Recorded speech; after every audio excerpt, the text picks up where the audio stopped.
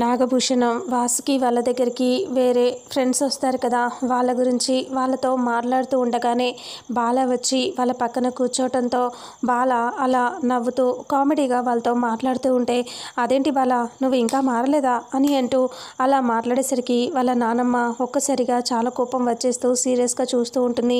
నాగభూషణంకి అర్థమవుతూ ఉంటుంది ఇంకా ఎక్కడ తిట్టేస్తుందో ఏమో అని చెప్పేసి కవర్ చేస్తూ మాట్లాడుతూ ఉంటాడు. అయినా సరే ఇంకా అతను ఇలా అంటూ ఉంటాడు, ఇంకా మంచి డాక్టర్కి చూపించకపోయారా, ఇలా అయితే ఎలా బాల అని అంటే, నాకేమైంది నేను బాగానే ఉన్నాను కదా అని బాల అంటాడు.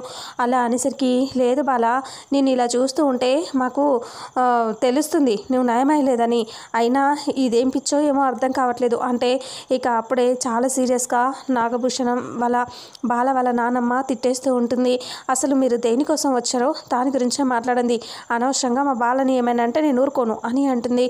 అలా అనేసరికి ఇక అప్పుడే సారీ అమ్మా, ఏదో అనుకోకుండా తన గురించి తప్పుగా మాట్లాడాలని కాదు, కాకపోతే నయమయ్యేవాడు కదా ఎందుకు కాలేదా అని చెప్పి అంటున్నానంతే అని వాళ్ళు అంటారు. ఇంకా అప్పుడే సీరియస్గా చూస్తూ ఇంకా కోపంగా అక్కడి నుంచి బాల నువ్వు పద అని అంటూ బాలను తీసుకొని వెళ్ళిపోతుంది. ఇక నాగభూషణం వాసుకి ఇద్దరు మాట్లాడుతూ ఉంటారు. ఇక అప్పుడే ఇలా అంటూ ఉంటాడు నాగభూషణం వాసుకి ఇద్దరు, మా అబ్బాయి ఫనీ తెలుసు కదా అంటే, అవును తెలుసు, అంటే మీ అమ్మాయిని మా అబ్బాయికి ఇచ్చి పెళ్లి చేయండి, అంతా బాగుంటుంది, చూశారు కదా మాకెంత ఆస్తుందో ఏరియా ఉందో అని అంటే, అయినా మీ అబ్బాయి పెద్ద బిజినెస్లో అవి చేయలేదు కదా అన్నయ్య, మరి మా అమ్మాయిని ఎలా ఇవ్వమంటావు, అయినా ఆస్తులైనా సరిగ్గా ఉన్నాయా అంటే అన్నీ ఆ బాల పేరు మీద ఉన్నాయి, మరి ఎలా ఇచ్చేది అంటే, ఇంకా ఆ బాల పిచ్చివాడయ్యాడు, వాడికి అంత సీన్ లేదు, వాడు నయమవుడు, ఎలాగైనా సరే మా ఫనీకి అన్నీ వచ్చేలా చేస్తాను నేను అని అంటూ చెప్పేసరికి, ఇక ఆలోచిస్తామన్నయ్య, మీరు ఎలాగో ఆస్తులు ఉన్నాయి కదా చూద్దాం ఆలోచిస్తాము అని అంటే, ఆలోచించటం కాదు వాడికి తొందరగా పెళ్లి చేయాలి అనుకుంటున్నాము, మీరు ఒకసారి ఆలోచించండి మాకు మళ్ళీ ఫోన్ చేసి చెప్పండి అంటే, సరే అని చెప్పేసి వాళ్ళు మాట్లాడేసి వెళ్ళిపోతారు. ఆ తర్వాత ఇంకా నాగభూషణం వాసుకి వాళ్ళిద్దరూ వెళ్ళిపోయిన తర్వాత సీరియస్గా ఇలా అనుకుంటూ ఉంటారు, మనం ఎలాగైనా వాడికి ఆ ఊర్వశితో కాకుండా మనం ఖచ్చితంగా వేరే అమ్మాయికి ఇచ్చి పెళ్లి చేయడమే బెటర్, ఆ ఊర్వశి గనక మన ఇంటికి కోడలుగా వచ్చిందనుకో, నేను అత్తయ్య అని నన్ను మావయ్య అని రాచి రంపాన పెడుతుంది, మనం ఈ ఇంట్లో ప్రశాంతంగా ఉన్నాం, ఇప్పుడు మనమే అందరినీ ఏదో బాధ పెట్టి ఈ ఆస్తి కోసం తాపత్రయపడుతున్నాం, అది వచ్చిందంటే మనందరినీ తొక్కేసి అదే మొత్తం ఆస్తికి అంతటికి వారసురాలు అవ్వాలని చూస్తుంది, అలాంటి దాన్ని ఎందుకు మనం వదిలిపెట్టాలి, అసలు వద్దు, మన ఇంటికి కోడలుగా వద్దు, దాన్ని వదిలిపెట్టేసేద్దాం, దాన్ని మన ఇంటి కోడలుగా రాకముందే వేరే వాళ్ళకి ఇచ్చి పెళ్లి చేసేద్దాం అని అంటంతో ఇక అప్పుడే సరే అలాగేనండి, అవును ఆ ఊర్వశి చాలా డేంజర్, అసలు ఎలాంటి ఆడదంటే అమ్మో దాన్ని చూసి తట్టుకోలేము, అది చాలా డేంజర్ అని చెప్తున్నా కదా, అసలు ఇంత మంచిగా ఉన్న వాళ్ళని ప్రేమగా చూసుకున్న గాయత్రి త్రిపురనే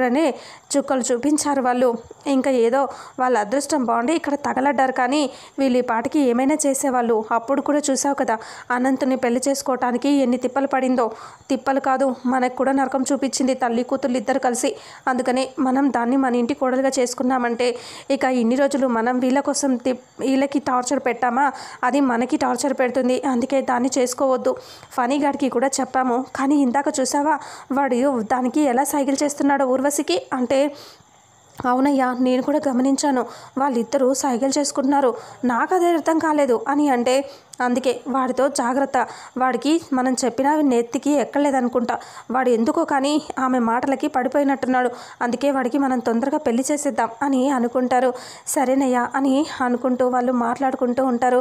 బాల అక్కడ ఆడుకుంటూ ఉంటాడు. ఇక అప్పుడే త్రిపుర వచ్చి బాలతో ఇలా అంటూ ఉంటుంది, బాలగారు రండి భోజనం చేసి మీరు హోంవర్క్ చేసుకొని పడుకోవాలి కదా అని అంటే, సుందరి కాసేపు ఆడుకుంటాను సుందరి అని అంటాడు. అలా అంటే, అది కాదు బాలగారు రండి అని అంటూ ఉంటే ఇక అప్పుడే వాళ్ళ అమ్మ నాన్న అక్కడికి వచ్చేస్తారు. ఇక అప్పుడే ఏమైందమ్మా అంటే, చూడండి ఇంకా రెస్ట్ తీసుకోమని చెప్తున్నాను, ఇంకా ఆడుకుంటానని చెప్తున్నాడు అంటే, కాసేపు ఉండనివ్వులే త్రిపుర అని అంటే, ఇక అలా చూస్తూ సరే నేను కూడా తనతోనే ఉంటానులే కాసేపు అని త్రిపుర అంటుంది. అలా అన్నాక ఇక ఫనీ అప్పటికి లోపల ఊర్వశికి ఫోన్ చేస్తాడు. ఇక అప్పటికి ఊర్వశి ఫోన్ చేస్తుంది. ఫనీ మాట్లాడుతూ ఉంటాడు. చెప్పు ఊర్వశి, అంటే నేను చెప్పిన ప్లాన్ ప్రకారంగా ఈరోజు మీ ఇంటికి వచ్చి మాట్లాడేసి వచ్చాను. అక్కడ ఏంటి సిచ్యువేషన్ అంటే ఏముంది, అసలు నేనని తెలియదు కదా, తెలిస్తే మీ త్రిపుర ఊరుకుంటున్నా, పీకి పందిరేస్తుంది, ఇప్పటికీ గొడవ చేసేసేది. అంటే మరి ఇప్పుడు ఎలా? సరే నేను చెప్పినట్టు నువ్వు చెయ్యి అని అంటూ ఫనీకి చెప్తుంది. సరే అని చెప్పి ఫనీ అంటాడు. ఆ తర్వాత ఫోన్ మాట్లాడేసి పెట్టేసి ఇలా గదిలో నుంచి నవ్వుకుంటూ బయటికి వచ్చేస్తాడు. వచ్చేసరికి అప్పుడే త్రిపుర చూస్తుంది. చూసి ఇలా అంటుంది సీరియస్గా చూస్తూ ఉంటే, ఏంటి అలా చూస్తున్నావు అంటే భలే జోరుగా ఉన్నావే, చాలా హ్యాపీగా కనిపిస్తున్నావు అని అంటూ త్రిపుర అంటుంది.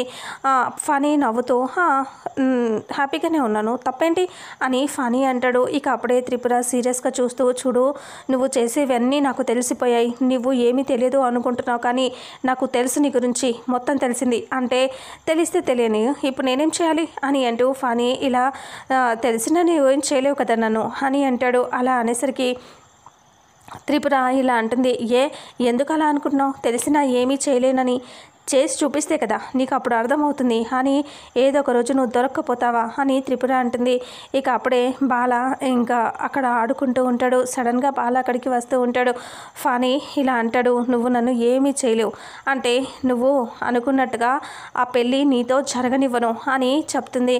ఎందుకంటే త్రిపుర వాళ్ళు ఊర్వశితో మాట్లాడినప్పుడు అర్థమవుతుంది త్రిపురకి, నిన్ను ఊర్వశికిచ్చి పెళ్లి చేయను అని అంటుంది. ఇక అప్పుడే పేరు పెట్టకుండా చెప్తుంది, ఆ అమ్మాయికి నీకు పెళ్లి జరగనివ్వను అని. అప్పుడు చూద్దాం ఎలా ఆపుతావో, నేను అదే పెళ్లి చేసుకుంటాను కదా అని ఫనీ అంటాడు. నేను నీకు పెళ్లి జరగనివ్వనని చెప్తున్నాను కదా, జరగనివ్వను అని కోపంగా అంటంతో ఇక అప్పుడే సీరియస్గా చూస్తూ ఆలోచిస్తూ ఇక ఫనీ అక్కడి నుంచి వెళ్ళిపోతాడు. ఎలా అంటుందబ్బా పెళ్లి కూతురు పెళ్ళి, ఈ డిస్కషన్ అంతా నేను చెప్పలే కదా, వినేసిందా ఏంటి అని ఫనీ అనుకుంటాడు. అప్పుడే బాల అక్కడికి వచ్చి, సుందరి ఏమైంది, సుందరి ఏమైంది, సీరియస్గా ఉన్నావు అంటే ఏమీ లేదు బాలగారు, రండి మీరు రెస్ట్ తీసుకుందరు కానీ అని అంటంతో సరే పద అనేసి ఇద్దరు గదిలోకి వెళ్ళిపోతారు. ఆ తర్వాత ఇంకా ఊర్వశి అలాగే ఫనీ మరుసటి రోజు ఉదయాన్నే వెళ్ళిపోతారు. ఇక వాళ్ళిద్దరూ గుడి దగ్గరికి వెళ్ళి పెళ్లి కూతురులాగా ఊర్వశి రెడీ అయిపోతుంది. ఇక పెళ్లి కొడుకులాగా ఫనీ కూడా రెడీ అయిపోతాడు. వాళ్ళిద్దరూ గుడి దగ్గరికి వెళ్ళిపోతారు. వెళ్ళిపోయిన తర్వాత ఫనీ కోసం ఎదురు చూస్తూ ఉంటుంది ఊర్వశి. అప్పుడే ఊర్వశి రావటంతో ఇక ఫనీ రావటంతో ఊర్వశి, వచ్చావా, నీకోసమే ఎదురు చూస్తున్నాను అంటే ఇక అప్పుడు ఫనీ ఇలా అంటాడు, ఇంట్లో వాళ్ళని ఒప్పించి దర్జాగా చేసుకోవచ్చు కదా, ఇలా దొంగలాగా పెళ్ళేందుకు అంటే మా అక్క ఉంది కదా త్రిపుర, అది జరగనివ్వదు, ఖచ్చితంగా జరగనివ్వదు. ఆల్రెడీ నీ గురించి డౌట్ వచ్చింది కాబట్టి ఇంకా ఎలాగైనా ఆపుతుంది. అందులోనూ మీ ఇంట్లో వాళ్ళు ఎవరికి ఇష్టం లేదు కదా, వాళ్ళకి ఆల్రెడీ ఇంతకుముందు నా విషయంలో డిస్టర్బ్ అయింది కాబట్టి వాళ్ళు అస్సలు యాక్సెప్ట్ చేయరు, అందుకనే ఇలా చేసుకుంటేనే మంచిదని నాకు అనిపించింది అని అంటే సరే సరే అలాగే కానిద్దాం అనేసి ఇద్దరు కలిసి ఈ గుడి దగ్గరికి వెళ్ళిపోతారు. మరి ఇప్పుడు మనం పెళ్లి చేసుకున్నట్టు వాళ్ళకి కొంచెమైనా తెలియాలి కదా, అందరికంటే ముందు మీ త్రిపురకి తెలియాలి, ఆవిడే మన ఇద్దరు పెళ్లి చేసినట్టుగా క్రియేట్ చేద్దాం అని ఫనీ అంటాడు. అవును అలాగే చేద్దామని చెప్పి ఊర్వశి అంటుంది. సరే తనకి ఇప్పుడు ఫోన్ చేసి చెప్పు, తను వచ్చేసరికి మన పెళ్ళి అయిపోతుంది, అప్పుడు ఇంట్లో వాళ్ళకి తనే మన పెళ్ళిసిందని చెప్పేసాము అనుకో, ఒక పని అయిపోతుంది కదా అని ఫనీ అంటాడు.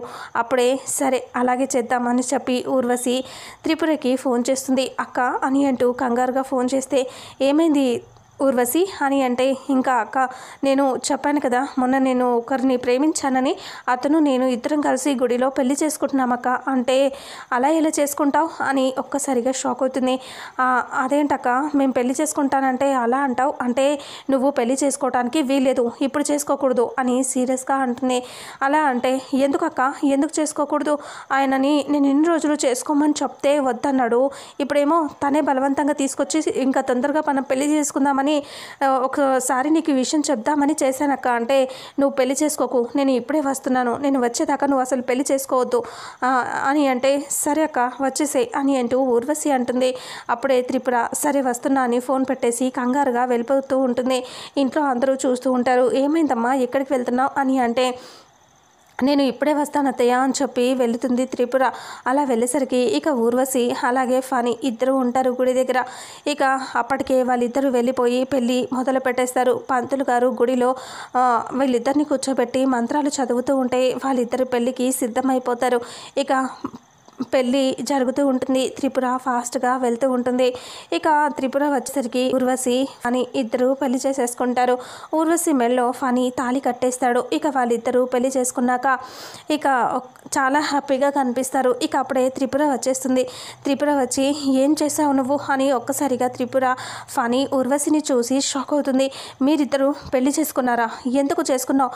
నువ్వు ఇతన్ని పెళ్ళి ఎందుకు చేసుకున్నావు అని అంటూ త్రిపుర ఊర్వశితో కోపంగా అంటే ఏంటక్క నీకు నేను చెప్పాను కదా, నేను ప్రేమిస్తున్నానని చెప్పాను కదక్క అంటే నువ్వు ప్రేమిస్తున్నాను చెప్పావు కానీ ఇతను నేను చెప్పావా నువ్వు నాకు అని త్రిపుర సీరియస్ అవుతుంది.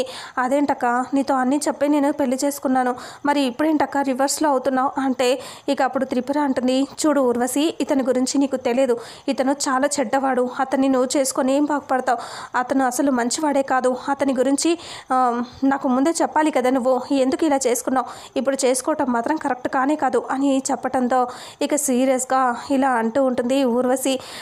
లేదక్క నేను చెప్పాను నీకు కానీ నువ్వు ఎంత క్లియర్గా అడగలేదు కదా, అయినా అతను చాలా మంచివాడు కదక్క, మీ ఇంట్లో వాడే కదా అని అంటే అదే కదా చెప్పేది నేను, అయినా నువ్వు ఇలా చేసుకోవటం కరెక్ట్ కాదు, ఇతనుతో నువ్వు ఇలా ఉండటం కరెక్ట్ కాదు, వద్దే ఆ తాళి తీసేయి వీడితో వద్దు అని అంటే ఇక అప్పుడే ఏదేంటండి మీరు పెళ్లి చేసి హ్యాపీగా తీసుకెళ్తారనుకుంటే ఇలా చేసావు అంటే ఊర్వశి అంటుంది, చూడక్క ఇప్పటికే అనంతని ప్రేమించి నేను డిస్టర్బ్ అయ్యాను, మళ్ళీ ఇప్పుడు ఇతన్ని కూడా వద్దంటే నేను చచ్చిపోతాను, ఇంకా నాకు చావే దిక్కు అని అంటూ చచ్చిపోతానని చెప్పి పరిగెడుతుంది.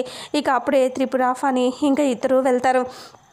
అప్పుడు త్రిపుర వెళ్ళి ఆపుతుంది ఊర్వశిని. ఎక్కడికి వెళ్తున్నావు అంటే చచ్చిపోతానక్క, నాకు ఇంకా పెళ్ళి లేకుండా ఇప్పుడు మళ్ళీ డిస్టర్బెన్స్ అయితే నన్ను ఇంకెవరు చేసుకుంటారు, నేను చచ్చిపోవటమే కరెక్ట్ అక్క అని అంటే వద్దులే కాసేపు ఉండు అని అంటూ ఇంకా అక్కడే ఆపేసి ఆలోచించి ఇంకా సీరియస్గా సరే ఇంకా మీ ఇష్టం అనేసి ఇంక నువ్వు చావు దాకా వెళ్ళటం ఎందుకులే అని అంటూ ఉంటే అక్క నువ్వే ఇంటికి తీసుకెళ్ళాలక్క, ఇంట్లో వాళ్ళకి నేను ఆల్రెడీ అనంత విషయంలో చేసినప్పుడు నచ్చలేదు కదక్క, అందుకే ఇప్పుడు కూడా నువ్వు ఇంటికి తీసుకెళ్ళక్క అంటే లేదు నేను ఎలా తీసుకెళ్తాను, ఆల్రెడీ నీ విషయంలో అందరూ కోపంగా ఉన్నారు, నిన్ను తీసుకెళ్తే నాకుంటుంది, అస్సలు తీసుకెళ్ళను అని అంటూ త్రిపుర అంటుంది.